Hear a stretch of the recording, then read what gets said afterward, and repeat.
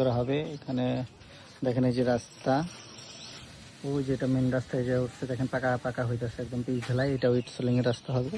এখানে টোটাল জমি আছে 13%। আমি 13%-এর মধ্যে বিক্রি করব 8%, বা সর্বনিম্ন কেউ চাইলে 7% নিতে পারবেন।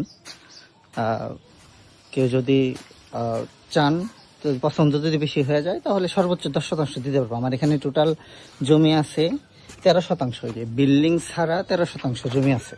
মানে এই যে বিল্ডিং এর নিচ থেকে শুরু করে ওই যে গাছ দেখলেন, গাছ পর্যন্ত টোটাল স্কোয়ার ভাবে 13% আছে। কিন্তু আমি এটা আমার ভিটাবাড়ির জমি, আমি পুরাটুক বিক্রি করবো না। আমি সর্বনিম্ন 7 বা সর্বোচ্চ কারো যদি বেশি পছন্দ হয় 10% বিক্রি করব। দাম 3 লাখ টাকা করে চাচ্ছি, সামান্য কিছু কমানো যাবে।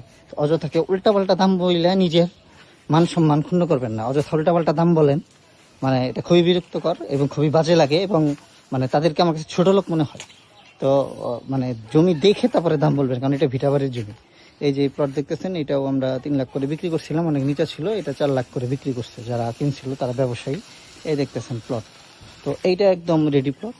এই মাটির মধ্যে আমরা বিল্ডিং করছি। এই দেখতেছেন জমিতে যা আছে সব দিয়ে দেওয়া হবে। যে দেখতেছেন এই যে ইট ঘর, এই যে দেয়াল করা, এই যে পাশে ঘর দেখতেছেন ইট, প্রায় 4-5 লক্ষ টাকার জিনিসই আছে। ইট মানে দেয়াল ঘরটর মিলিয়ে যদি হিসাব করেন 4-5 লক্ষ টাকার জিনিস আছে। এগুলো ওই দামের মধ্যেই দিয়ে দেওয়া হবে। 2 দিক দিয়ে রাস্তা আমি আগে উল্লেখ করে দিচ্ছি, আগের ভিডিওতে দিচ্ছি। এবং আমি কিন্তু পেপারটাও পোস্ট করি সাথে। তো এত কিছু আসলে জিজ্ঞেস করার কোনো কিছু নাই। যারা দেখবেন, পোস্ট দেখবেন, ঠিকানা দেওয়া আছে, চলে আসবেন সরাসরি, এসে দেখে পছন্দ করে নেবেন। 2 দিক দিয়ে রাস্তা আছে, 2 দিক দিয়ে 13 ফিট পাকা রাস্তা। একদিক দিয়ে একদম গাড়ি নিয়ে ঢোকার মতো একদম জমির যে মেন রাস্তা। আরেকটা রাস্তা যেটা আমার বাসার সামনে যে মেন রাস্তাটা আছে, ওইটা আমি দিব একদম ওইখানে গাড়ি রেখে একদম সাইড দিয়ে বাইক নিয়ে ঢুকতে পারবে। তো আমি 2টা রাস্তা দিব, এটা আমি মালিক দেখে পারবো।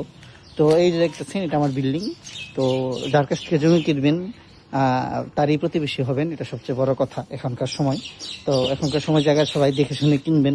শুধু জায়গা কিনলে হইলো না, প্রতিবেশী কেমন বা কি, কারণ দালালের কাছ থেকে জায়গা কিনলে দালালরা বেচে চলে যায়, পরবর্তীতে সমস্যা। আর আমরা ভাই প্রতিবেশী ডাইরেক্ট মালিকের কাছ থেকে জমি কিনতেছেন এবং মালিকই প্রতিবেশী হবে। এটা অনেক কিছু, এটা যারা বুঝে তারা আর দ্বিতীয়বার জিজ্ঞেস করবেন না। তো সবাই ভালো থাকবেন।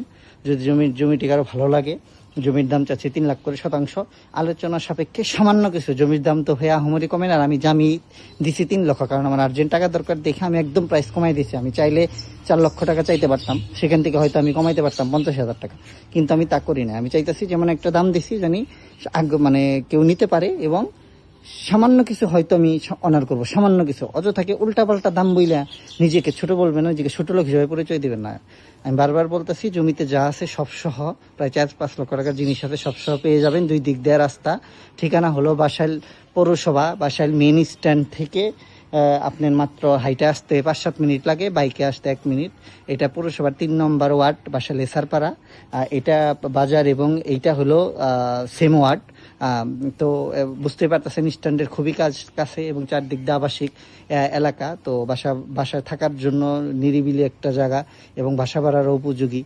এবং বিশেষ করে ফ্যামিলি যারা মানে থাকে, বা একা ফ্যামিলি থাকে, অনেকের দেখা যায় হাজবেন্ড বিদেশ থাকে, তারা থাকতে চান, তাদের জন্য এই জমিটা পারফেক্ট। একদম নিরিবিলি, একদম কোনো ঝামেলা নাই, কোনো কিছু নাই, কোনো বাজে আড্ডা নাই আশেপাশে।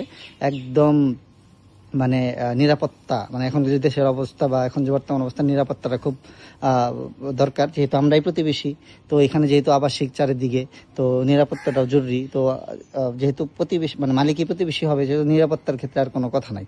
তো যারা আসবেন দেখে